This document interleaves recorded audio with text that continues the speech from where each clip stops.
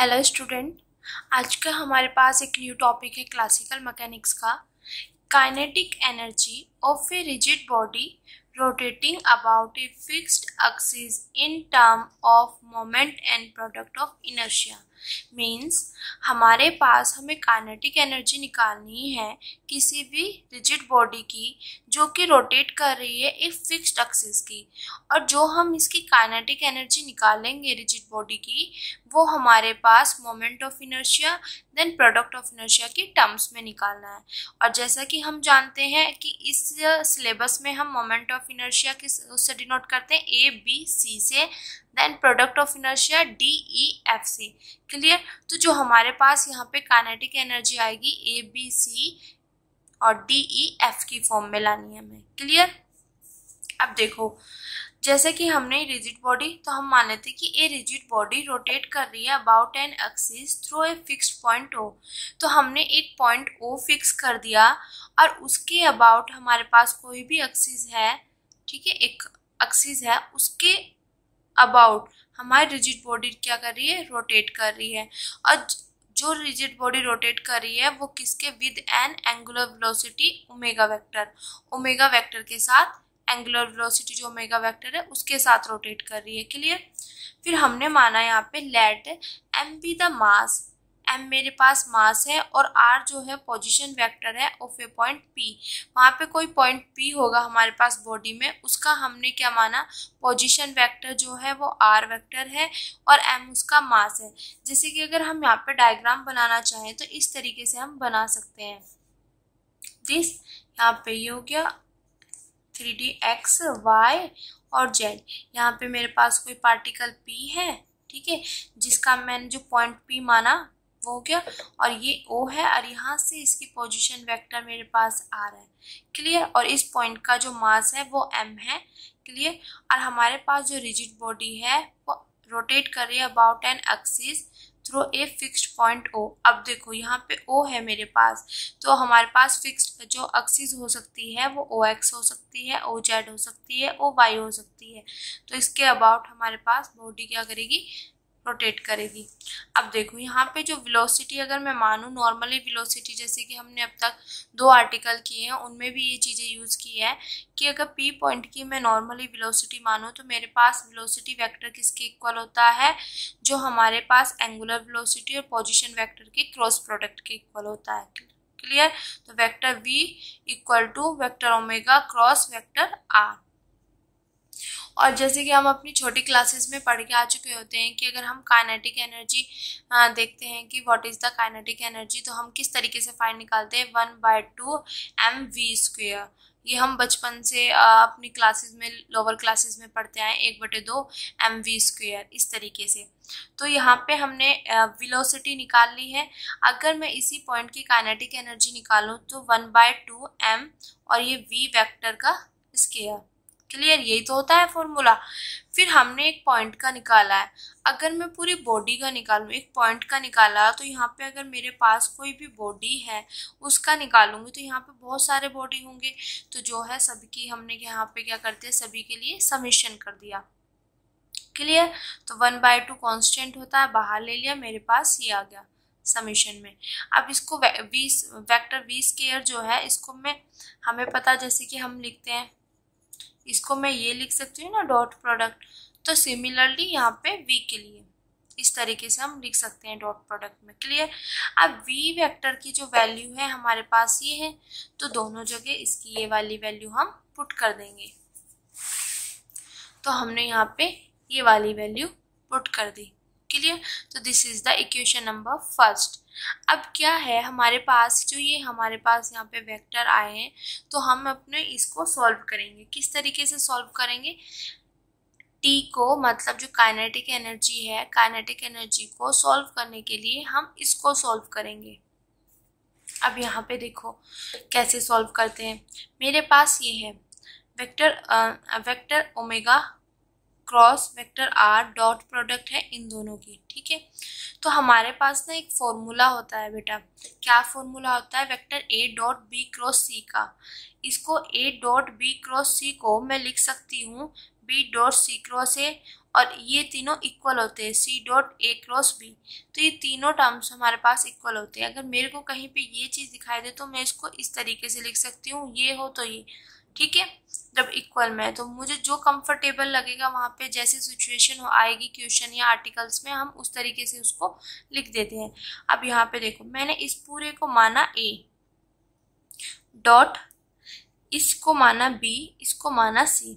तो मेरे पास ये पूरी की पूरी फॉर्म कैसी बन गई, ए डॉट बी क्रॉस सी, ठीक है। तो ये किसके इक्वल है, इसके इक्वल। तो यहाँ पे मैंने इसको इसके इक्वल लिया है, क्लियर। तो यहाँ पे देखो, ए डॉट बी क्रॉस सी को मैं क्या लिख सकती हूँ, B dot C cross a. तो यहाँ पे बी की वैल्यू क्या है मेरे पास, वेक्टर ओमेगा, तो वेक्टर ओमेगा लिख दिया डॉट, क्लियर। यहाँ पे मैंने फॉर्मूला लिखा हुआ जिससे आप अच्छे से समझ, ए डॉट बी क्रॉस सी को क्या लिख सकते हैं, b dot C cross a. तो ए, अब देखो यहाँ पे पहले बी आना है, तो बी यहाँ पे क्या है, दिस डॉट, फिर यहाँ पे सी की वैल्यू क्या है, आर, आर रख दिया, क्रॉस ए की वैल्यू क्या है, ये पूरी पूरी वैल्यू रख दी, क्लियर। तो इसको हम कैसे लिख सकते हैं, बाय दिस फॉर्मूला, क्लियर बेटा। अब देखो यहाँ पे ये चीज मैंने लिख दी। अब ये एज इट इज दिस, और इसकी वैल्यू मुझे अभी पता है कि ये होती है, तो मैंने यहाँ पे ये वैल्यू पुट कर दी। This is equation second. अब from equation first and second से इस पूरे की वैल्यू मेरे पास क्या आ गई, ये, तो ये मैं इस वाली इक्वेशन में पुट कर दूंगी यहाँ पे। तो मैंने इस पूरे की value with the help this, मैंने ये वैल्यू पुट कर दी, क्लियर। अब यहाँ पे मेरे पास ये वैल्यू आ गई। अब देखो 1/2 ओमेगा वेक्टर है यहाँ पे, समीशन, ये जो समीशन एम है मैं अंदर लेगी यहाँ पे। इसको मैं अरेंज कर सकती हूँ बेटा इस तरीके से, vector r cross m vector v. अब ये जो चीज़ है मेरे पास, ये मेरे पास क्या होता है, एंगुलर मोमेंटम, ठीक है। जैसे कि हमने निकाला था एंगुलर मोमेंटम क्या होता था हमारे पास, कि जो हमारे पास पोजीशन वेक्टर है उसका क्रॉस प्रोडक्ट और जो लीनियर मोमेंटम होता है पी, इनका दोनों का क्रॉस प्रोडक्ट, और इसकी वैल्यू होती है मेरे पास एम वी, ठीक है। तो ये मेरे पास क्या मिल गया मुझे, और ये एक पार्टिकल का था, जब समी पूरे का आता था समीशन आ जाता था पूरी रिजिड बॉडी का। तो this is the angular momentum, तो यहाँ पे एच, क्लियर। तो यहाँ से मेरे पास जो है काइनेटिक एनर्जी निकल गई और फिर रिजिड बॉडी की ये चीज़, क्लियर। बट हमें जो काइनेटिक एनर्जी निकालनी है यहाँ पे किन टर्म्स में निकालनी है, मोमेंटम प्रोडक्ट ऑफ इनर्शिया की टर्म्स में। तो सबसे पहले यहाँ पे अब हमारे पास आता है moment of inertia then product of inertia, दो तरीके से। एक तो हो गया कि प्रिंसिपल एक्सिस के लिए, और एक सिंपली जो हम करते आए हैं। तो हम सबसे पहले निकालेंगे प्रिंसिपल एक्सिस के लिए in the form of principal axis. तो हम यहाँ पे मान लेते हैं कि A1 cap, A2 cap, A3 cap हमारे पास 3 प्रिंसिपल एक्सिस है थ्रू ओ के थ्रू जो है हमारे पास A1 cap, A2 cap, A3 हमारे 3 प्रिंसिपल एक्सिस है। और ये इनके ही करस्पॉन्डिंग हमारे पास A star, B star, C star हमारे पास क्या आगे corresponding principal moment of inertia, clear. जैसे कि मैंने अपने पिछले आर्टिकल में बताया था, जब a B C d e f के ऊपर स्टार लग जाए तो वो हम बात कर रहे हैं प्रिंसिपल एक्सिस के लिए, क्लियर। अब देखो यहाँ पे vector omega, omega 1 A1 cap plus omega 2 A2 cap plus omega 3 A3 cap, clear. क्यों, क्योंकि जैसे कि अगर हम पोजीशन वेक्टर की बात करते हैं उसमें भी तो ऐसे ही करते हैं, पोजीशन वेक्टर लेंगे तो आई कैप, जे कैप, के कैप, तो इसमें ये चीज़ आ गई हमारे पास, ठीक है। अब देखो इसको डिफाइन, टी को अगर मैं मोमेंट ऑफ इनर्शिया और प्रोडक्ट ऑफ इनर्शिया में लेके जाना चाहूँ तो मेरे पास, अभी मैं प्रिंसिपल एक्सिस की बात कर रही हूँ, प्रिंसिपल मतलब प्रिंसिपल मोमेंट ऑफ इनर्शिया और प्रोडक्ट ऑफ इनर्शिया की फॉर्म में। तो यहाँ पे मेरे पास ओमेगा वेक्टर मेरे पास होना चाहिए और एच वेक्टर होना चाहिए। तो इन दोनों की वैल्यू, ओमेगा वेक्टर तो मेरे पास ये आ गया। अब मेरे को पता है कि अगर प्रिंसिपल एक्सिस की बात करें तो मेरे पास क्या होता है, एंगुलर मोमेंटम मैंने वहाँ पे निकाला था, मेरे पास होता है ये कंप्लीट। इससे पहले आर्टिकल में मैंने निकाला है, मैं एक बार दिखा भी देती हूँ कहाँ निकाला है। देखो ये पूरा आर्टिकल हमने किया है इससे पहले। तो यहाँ पे एंगुलर मोमेंटम मैंने प्रिंसिपल एक्सिस की फॉर्म में, जो प्रिंसिपल मोमेंट ऑफ इनर्शिया उसकी फॉर्म में निकाला हुआ है। तो वहां से लिख दिया, तो मेरे पास ओमेगा वेक्टर भी आ गया, एच वेक्टर भी आ गया। तो इक्वेशन नंबर 3 में पुट कर दिया, तो 1/2 और यहाँ पे इन दोनों का डॉट प्रोडक्ट, मैंने यहाँ पे इन दोनों का डॉट प्रोडक्ट ले लिया, दिस एंड दिस।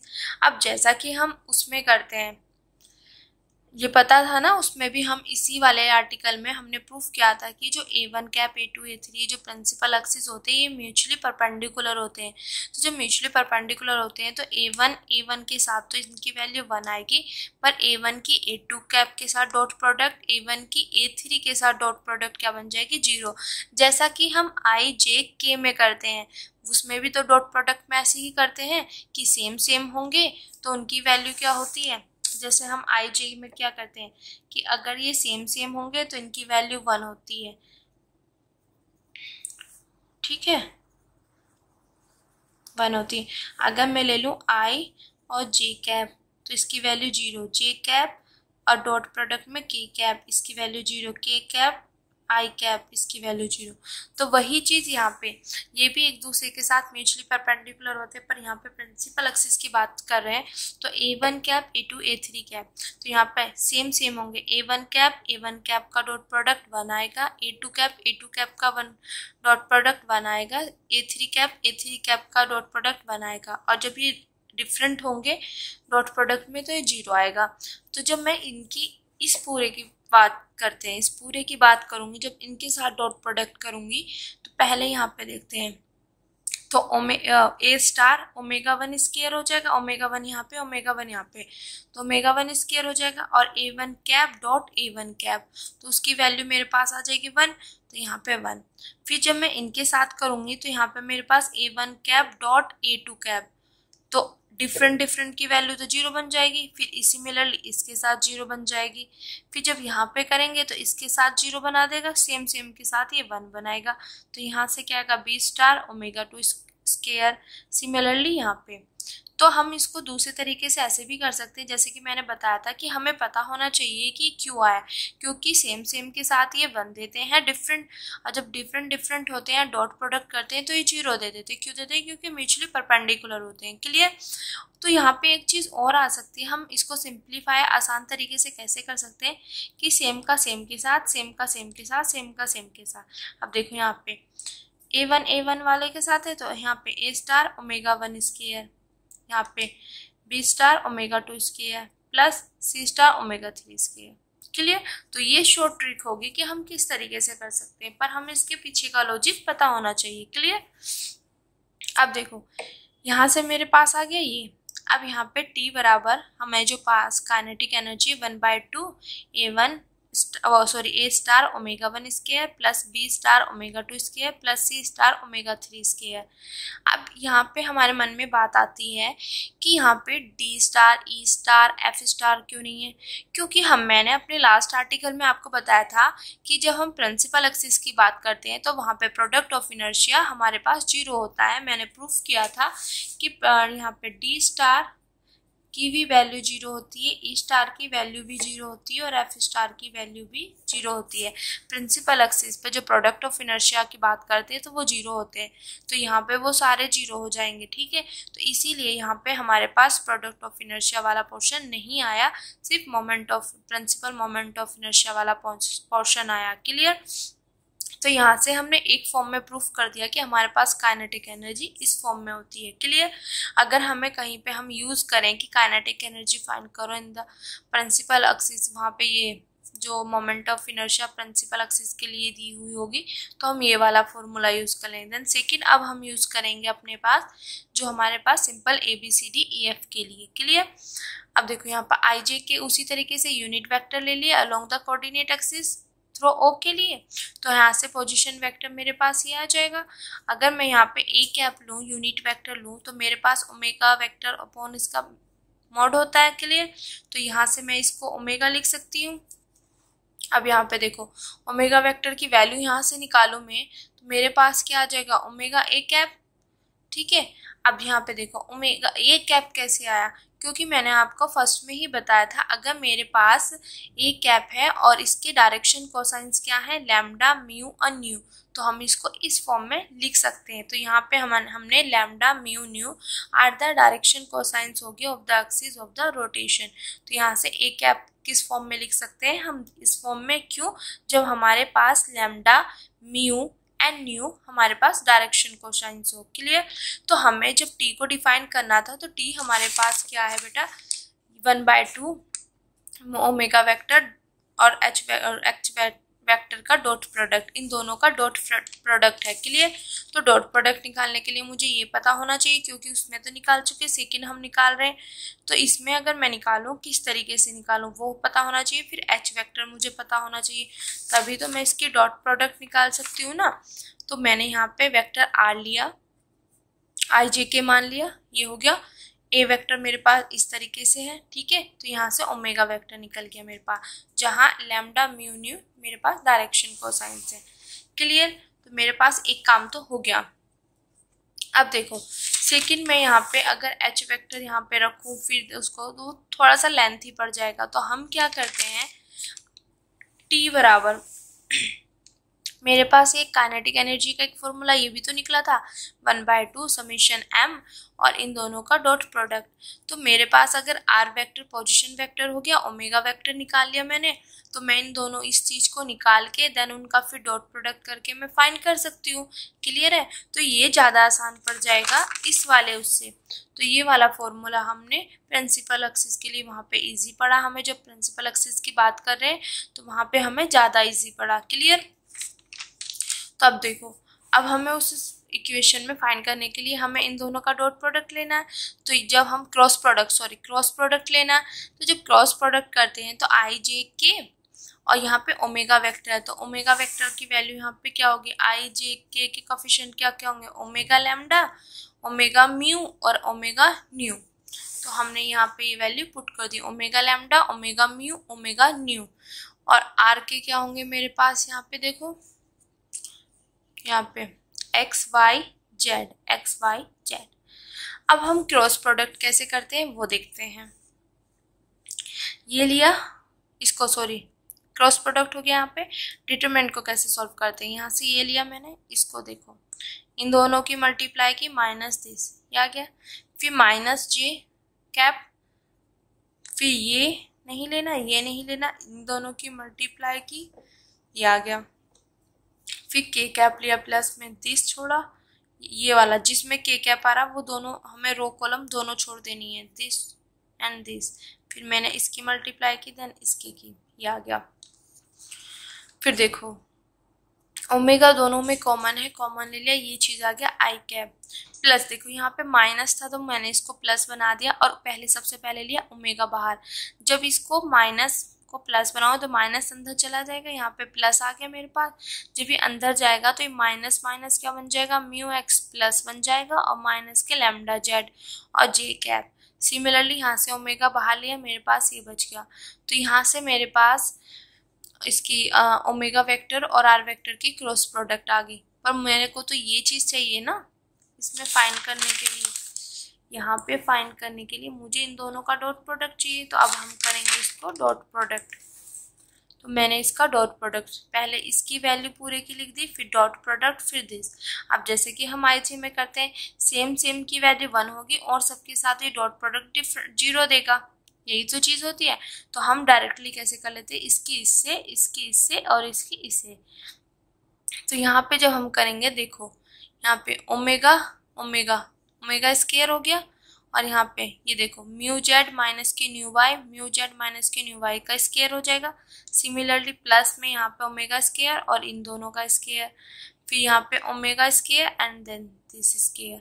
क्लियर। तो मेरे पास इन दोनों का डॉट प्रोडक्ट निकल गया। अब जब ये वैल्यू निकल गई तो मैं इसको इक्वेशन नंबर फर्स्ट में पुट कर दूँ बेटा। यहाँ पे मैंने यहाँ पे ये वैल्यू पुट कर दी और यहाँ से मुझे निकल जाएगी काइनेटिक एनर्जी टी।